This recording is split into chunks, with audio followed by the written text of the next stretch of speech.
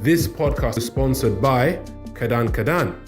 Kadan Kadan is a new groupage app that allows you to share space within a shipping container so that you can save costs when it comes to your logistics and transportation.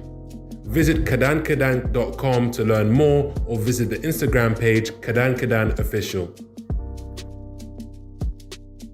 Okay, good afternoon, everyone. This is Malobi from the Pan-African Kadan Kadan podcast. And today I'm joined by Mr. Bamidele, who is a great speaker, educator, and expert in the international trade space. I've seen him on many different webinars and courses and everywhere. I can't, I'm always seeing this man everywhere, which is amazing to have him on the podcast. So very interested to just hear his story, how he got into what he's doing today, and interested to hear what he has to say for exporters, people that are looking to get into the space, any advice he has for them. So, Mr. Bamidele, good evening. How are you doing today? Good evening. How are you? I'm doing well, thanks. I'm doing well. Before we get into it, I like to encourage our guests to kind of give their own sort of introductions in case there's some things that I kind of gloss over. So can you, in your own words, explain what it is that you do, Mr. Bamidele? Basically, I'm a trade consultant. I basically find solutions to trade business problems, either on the import and export side. So we're consulting. We are 3T impacts, and that is trade education, trade enhancement, and trade execution. So that's where the 3T comes from. And impacts is import export. So 3T impacts, import export consulting. So we're a consulting company, and we also have an academy that do capacity building with a number of trade certifications for different people, importers, exporters, bankers, and those that want to build career in international trade. We partner with a couple of schools outside Nigeria to deploy those certification programs in Nigeria. Fantastic. So, this being a trade consultant is an interesting niche to be in. So, is it something that you kind of fell into? Like, how did you actually get into this space in the first place? I stumbled on this as banker. I was in banking for a few years, and in banking, I was in trade operation, actually in banking. I was in trade operation for a few years, and I fell in love with trade. I did all the certification I could find, and left banking to then find solution to trade business problem in Nigeria.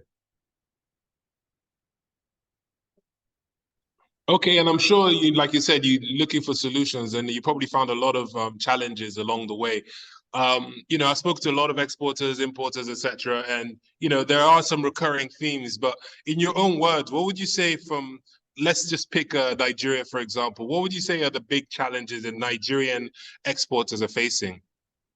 Number one is the challenge of export readiness. A lot of businesses that want to come into the space are not export ready. And, it's like a child that wants to walk and the leg is not strong enough to walk.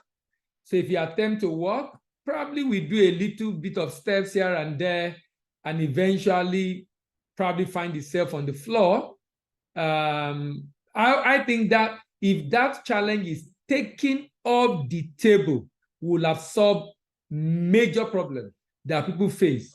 And the reason why that's important is even when there are issues, maybe on the part of government not doing what it's supposed to do to support, because you are export ready, you are able to find solution to your own problem.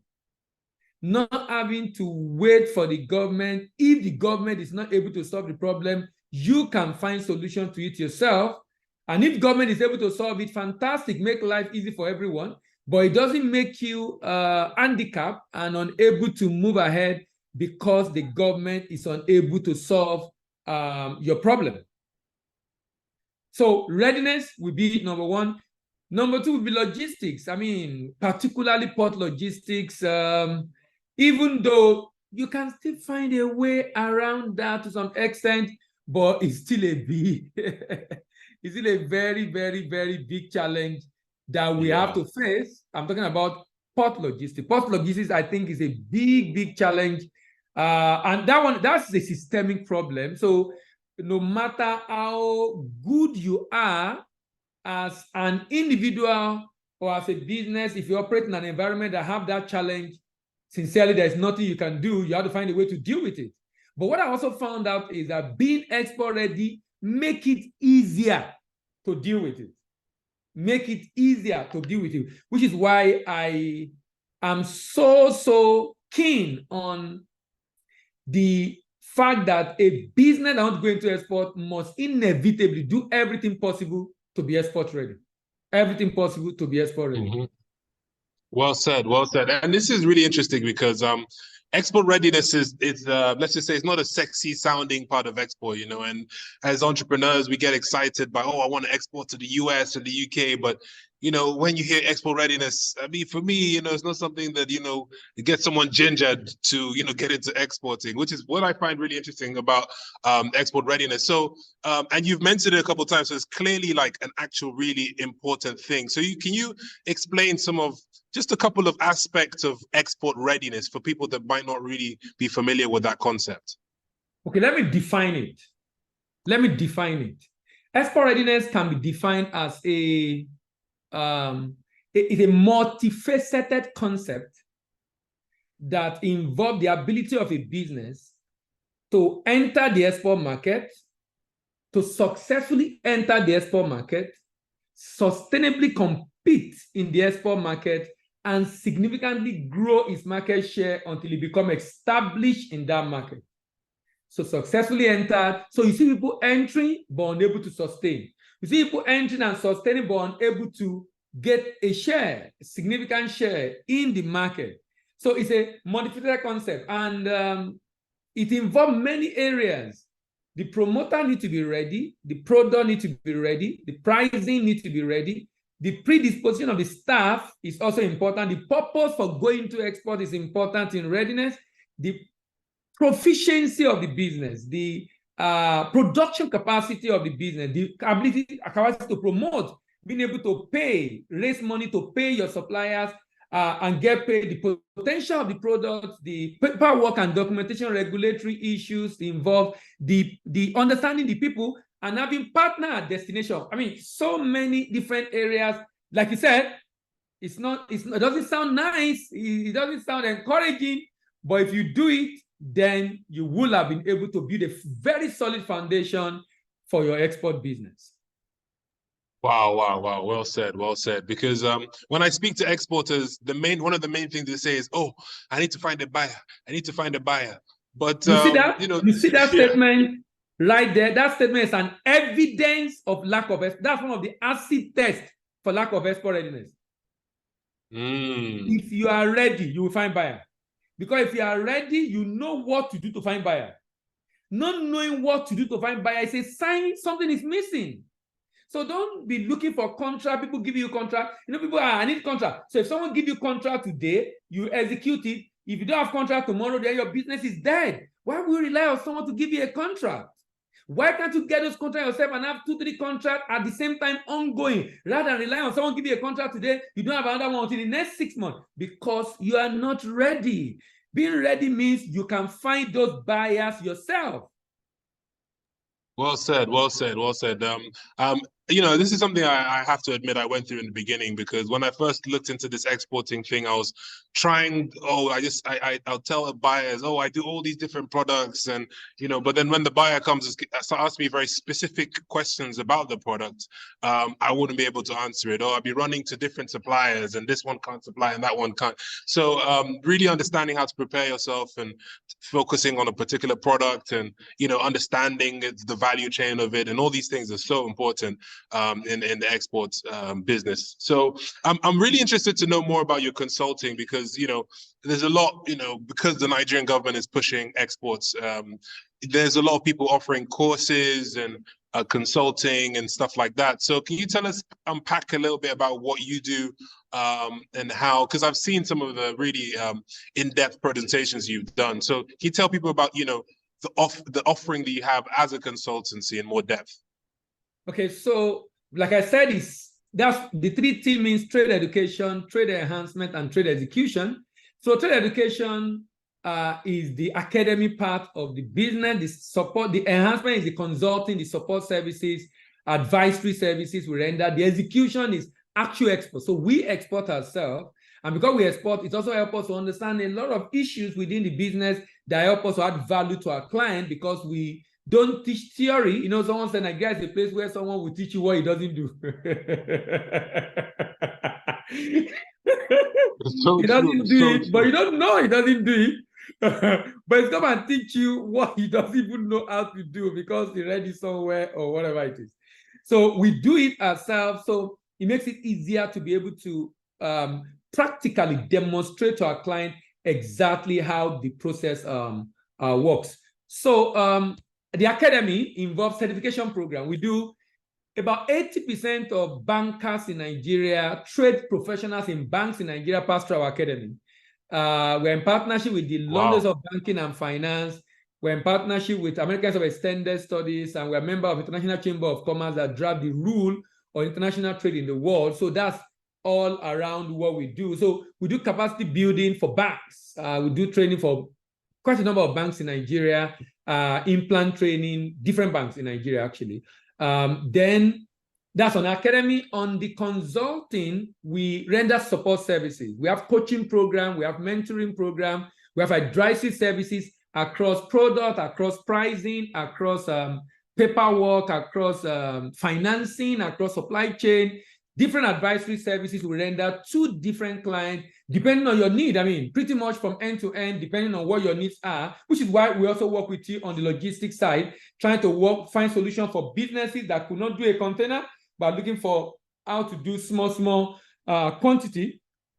So support services, consulting service, advice services around that. And like I said, the execution is actual export itself. We very much directly involved both by air or by sea, and by road actually to West Africa. And by road to West Africa, we're involved in those areas.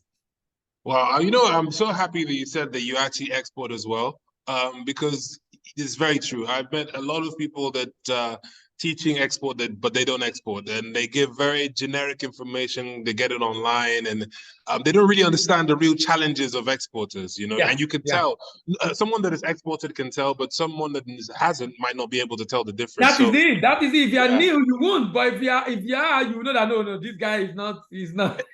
Exactly. So I'm so happy. So I'm assuming that the products behind you, I can see some pap as well. Those are some of your products? Yes, those are some of the products we promote for export. I actually export this. This is one of the products I export. I don't produce it. There's a Nigerian lady, fantastic lady producing this, and this is one of my major products of export to the UK. Oh wow! That's awesome. That's exciting. Okay. So is it just Nigeria that you're focused on in terms of the export consultancy, or do you work in other markets as well? We've consulted for people, South Africa, Uganda, Ghana, Cote d'Ivoire. We're trying to get into other parts of Africa, but we've not been able to have headway. We're actually looking for collaboration, but we've not found the kind of collaboration we're looking for. Even on our training programs, we have some job with banks that have branches in Africa. Sometimes we try to get skilled professionals. It's a bit tough, particularly for Francophone countries. I'm trying to learn French, but I can't teach in French yet. I can just. Nice. I speak French as well, so you know, if you ever need help with that, I can help you. So getting professionals has been challenging, so that we can have those kind of collaboration that can make us reach part of Africa. But I mean, it's a journey, so we believe we will get there. It's just a matter of time. Oh wow, that's fantastic. Okay, so I know that we've spoken about export readiness, and you know, we can't jump the gun and say, okay, let's do this and that. But I think a lot of my colleagues will be very annoyed with me if I don't pick some nuggets of information from you in terms of, you know, say for example, from Nigeria, what kind of products do you see that tend to succeed and do well from Nigeria? When you say succeed and do well, can you define that? Because that will help. Oh, yes. Okay. That's a very good point. So, yeah, that's a good point, because that kind of changes the nuance of the question. I guess the Nigeria has a good quality of this product, and so if you do export it, you are likely to find buyers. Maybe a better way to put it is, what kind of products is Nigeria more competitive in on the international market? Products that are not available in many countries, which is just basic economics. Basic economics.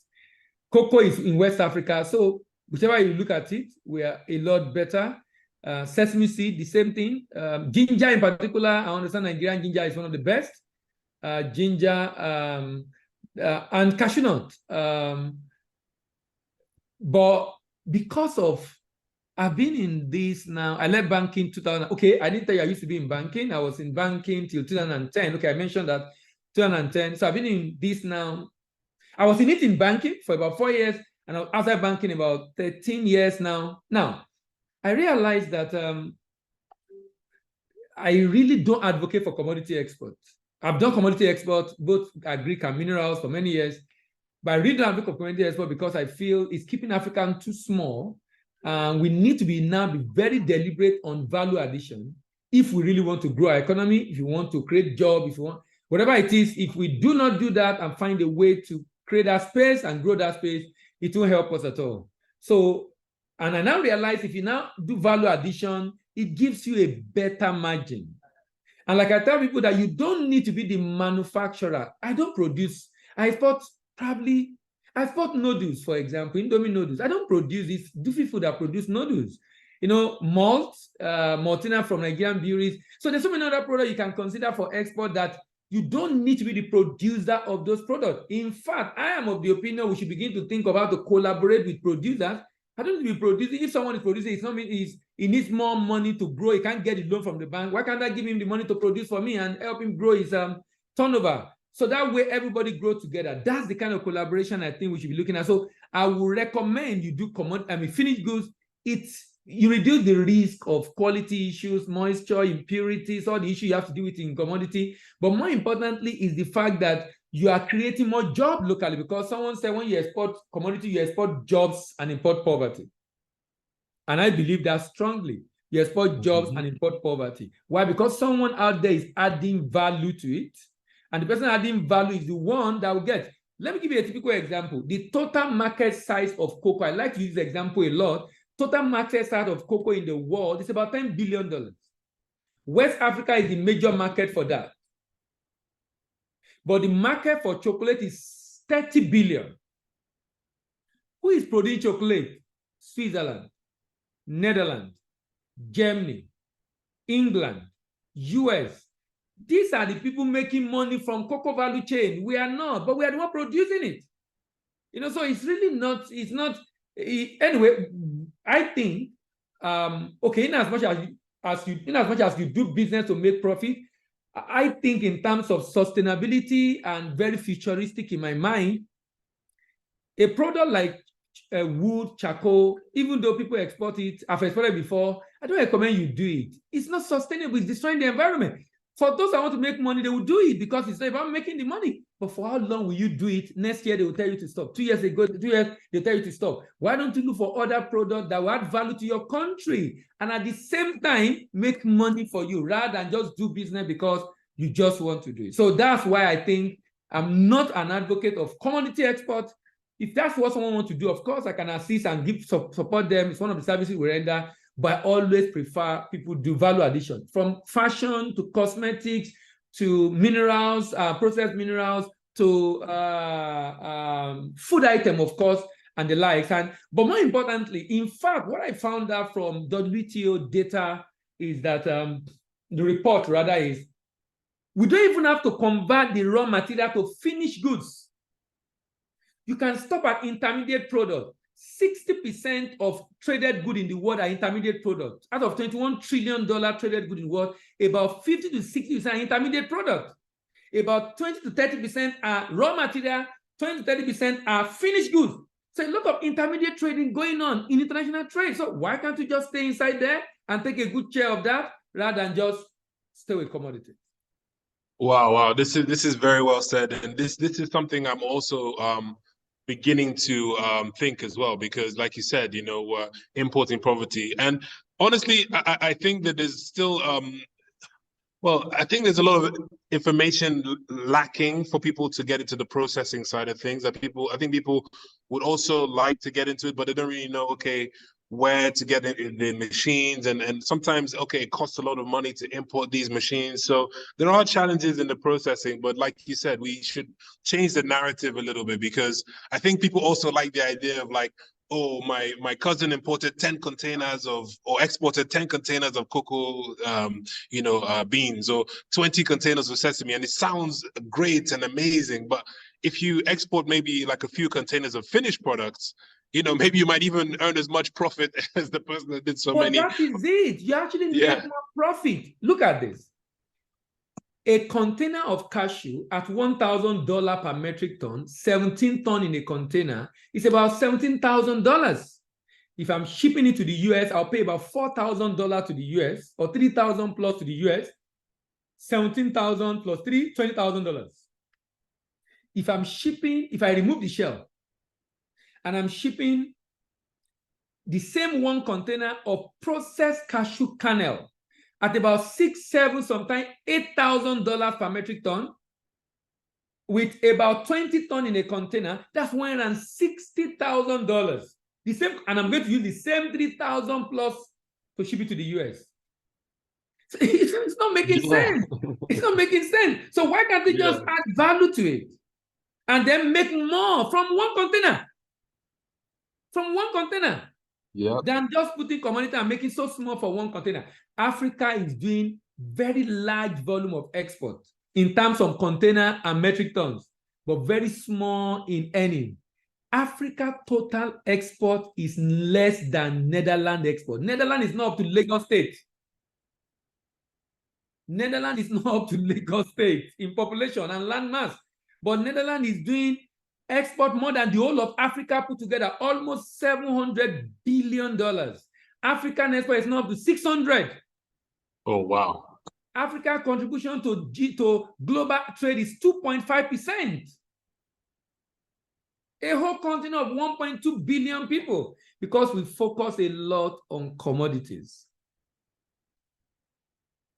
Yeah, we definitely need to change that narrative, honestly. So well said. So I'm curious to know, like, you're in the consulting space, you're also exporting. What are the future plans for 3T Impacts? Where do you see your company going in the near future?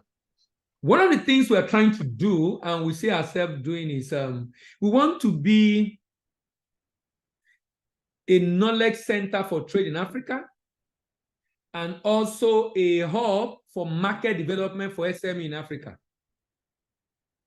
such that we can set up a center in Europe that can support SME in Africa. So if you are looking for representative that you can partner with, so I have a product, I need market for this product, I'm looking for a representative to work with, so that we can work with you on that product, develop the market for you, and both end in the process. So that SMEs, don't worry about the market. Just let us know what you want to do. We assist you with the market. That is one of the very big picture of what we're trying to do. And so that either within Africa or outside Africa, we can work with you on that. And then knowledge center, as far as trade is concerned, to be able to support businesses, either in finance, trade operation, documentation, regulation, law, and the likes. Wow, this is amazing, and this is a big vision. And when you say stuff like not having to worry about the market, that's a blessing for any exporter. I feel it's not really a problem. It's just, you just need someone. We try to work with people out there. Knowledge gap is a big challenge. I mean, it's challenging when you want to work with someone that doesn't know and think he knows. It's very, very challenging. And that's how the challenge we've had. Trying to work with people that you just realize it just, and then, like I said, you also need to be, there must be other thing driving you. We should always tell entrepreneurs, beyond making money, there must be. So for us, we feel Africa can do a lot. I believe we can change the narrative of African perception through productivity, through international trade. If a number of our products are found in many homes in Europe, they begin to see African differently, because currently we are country of disease, of sickness, of poverty, and the like. But when you begin to buy my products, and you see it made in Africa, made in Ghana, made in Cameroon, made in Nigeria, you begin to say, oh, it's like these people, they are not just consumers. So it seems as if, so whichever way you look at China, the perception of China before is not what we have it today because of the productivity. It will just change the narrative naturally because if you are using my product, you can't see me as being poor if you are buying from me. Yeah. You're buying from me. I'm collecting your money. So you can't be seeing me as being poor because you pay me to get this product. You know, so those are some of the things we feel we can achieve with international trade. And considering the SDG, Sustainable Development Goal, SDG rather, Goal 1, Goal 2, and Goal 10, no poverty, no hunger, and reduce inequality, we strongly believe trade can help UN to achieve that. And we want to also contribute to that. Fantastic, fantastic. So this has been amazing. Before we wrap up, I just have one more question. The AFCFTA, you know, I heard different opinions of it. Some people say it's going to be great for us. Some people say, you know, that, you know, if we're not ready as Africans, other people are going to benefit from it more than we do. So I'd love to just to someone that you mentioned, I think you said you export within West Africa as well. What are your thoughts on intra-Africa trade and the new trade agreement? That's the best thing that happened to Africa. Best thing that happened to Africa. Best thing that, in my opinion, have happened to Africa. EU have population of about 500 million. If you remove UK because of Brexit, less than 500, 400 plus. That economy controls about 30% of trade in the world. But 70% is intra-EU, 70%. 70% is intra-EU. Africa, population, more than almost triple EU. Almost triple EU. But Africa is collecting aid from EU. Sometimes it's just amazing. It's really in Nigerian balance. This life no balance. Because how do you explain 1.2 billion? And we're collecting aid. Why? Intra-African trade is 2.5%. EU, 30%. Africa, intra-African trade is in Africa is 16, 17%. EU could achieve that because of intra-EU trade created by agreement among themselves. So AFCFTA is the best. Of course, there are challenges. And for me, and as entrepreneur, you will face challenges. Your job is to fix challenges. Your job as an entrepreneur is to fix problems. So there will be problems. Of course, I've shipped to West Africa, I've had issues. There will be problems. See, that there will have problems, that one is given. The question is, how are we fixing it? Those are the questions we should be asking ourselves. So trade in Africa, I think, is the way to go. You know why? Because the EU really don't want our growth. The Americans don't want our growth. The Asians don't want our growth. They like us the way we are, consumers.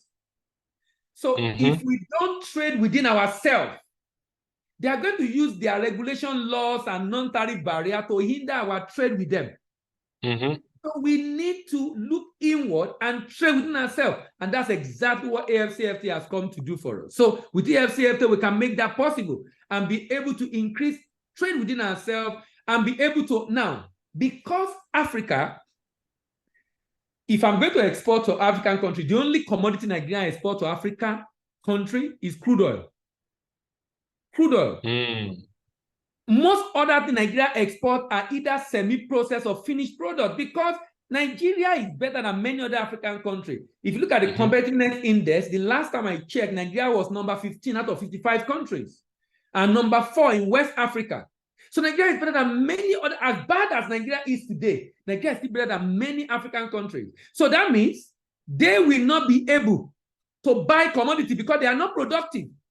They will buy finished goods, meaning within the African trade, we can trade more value-added product. That is the benefit of AFCFTA. And that's why we should embrace it. Good enough, 54 countries have signed, over 40 have ratified. So we are making progress. Of course, Nigeria has not been very serious. And I'm talking now from the presidency down. We have not been very serious about it. That's why we also did not sign on time, although the president gave a good reason, which I agree with. But even after that, we now sign. We've not really.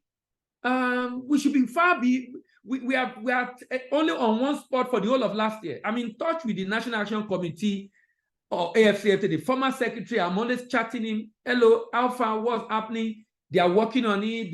They are waiting for president approval. President approval for how long? I mean, it's the way to go. I know we will have to eventually go that route, but currently Nigeria is not trading good enough for the skeptics. Trading have started. Kenya did the first shipment to Ghana. Extra battery, about $70-something thousand worth of shipment, and it was successful. And a number of other countries under the guided trade initiative are currently trading on AFCFTA. So it's here. It's just for other countries to key in so that we can really enjoy the benefit for which the agreement was signed. Amazing. Thank you so much. I knew you were going to drop a lot of amazing knowledge. It's been good to have you on the podcast. And I'm really looking forward to seeing what 3T Impact does in the future. Before we close off, can you share some socials? If people want to reach out to you, what's the best way to reach out to you? Okay, my YouTube channel is DBA TV. I post video every day on trade, import, export, every day, DBA TV. Instagram is Export Import Academy. Export Import Academy. If you check up on Facebook, 3T Impact Consulting on Facebook and also on LinkedIn. Amazing. Thank you so much, sir. I'll leave you to it. Enjoy the rest of your evening, and we'll catch up soon. Thank you very much. Bye-bye. Okay, bye-bye. This podcast is sponsored by Kadan Kadan. Kadan Kadan is a new groupage app that allows you to share space within a shipping container so that you can save costs when it comes to your logistics and transportation. Visit kadankadan.com to learn more, or visit the Instagram page Kadan Kadan Official.